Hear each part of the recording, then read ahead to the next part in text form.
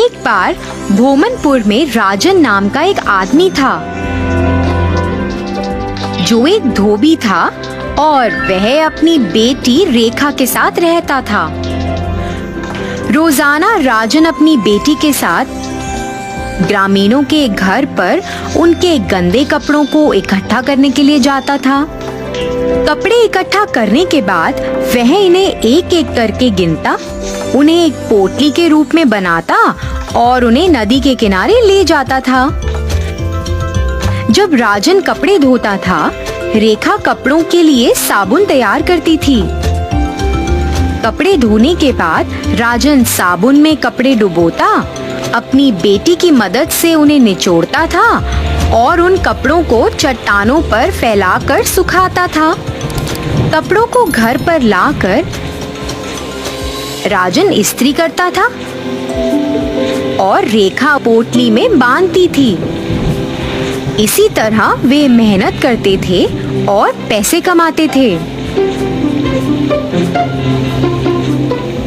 कपड़े धोते समय रेखा कुछ खास कपड़ों को देखती और कहती थी, पिताजी, मैं इस प्रकार के कपड़े कब पहनूंगी? पिताजी, क्या आप इस पोशाक को देख रहे हैं? सुंदर है ना? मुझे लाल रंग के कपड़े बहुत पसंद हैं। पिताजी, मुझे भी ऐसे कपड़े पहनने हैं, क्या आप मुझे दिलाएंगे? रेखा जब भी राजन से इस तरह पूछती थी तो वह उसे कभी जवाब नहीं देता था।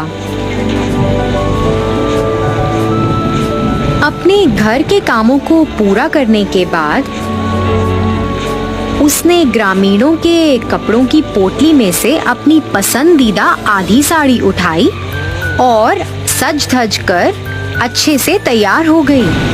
तैयार होने के बाद वह खुद को निहारती और बहुत खुश महसूस करती। वह ऐसा कई बार करती थी और इसी तरह रेखा को इसकी आदत पड़ गई। हर दिन वह अपने पिता को बिना बताए पोटली में से कुछ कपड़े चुरा लेती थी। जब उसके पिता सो जाते, वह उन कपड़ों को पहन लेती और फिर सज धज कर अपने आप को निहारती थी। एक दिन जमींदार की बेटी ने अपने कपड़े धोने के लिए धोबी को राजघराने में बुलाया। राजन अपनी बेटी रेखा के साथ उनके पास पहुंचा। जब वे दोनों कपड़े इकट्ठे कर रहे थे, रेखा की नजर एक लाल और पीले कपड़े पर पड़ी और वह सचमुच उस कपड़े में खुद को देखना चाहती थी। कपड़े धोने और इस्त्री करने के बाद अनजाने में फिर से उसने वह कपड़े चोरी कर लिए जो उसने जमींदार के घर पर देखे थे। जब राजन उन कपड़ों को वापस देने के लिए गया, तब उसने गिनती करके एक एक कपड़ा पोटली से बाहर निकालना शुरू किया और उसे 11 कपड़ों में से केवल 10 जोड़ी कपड़े मिले।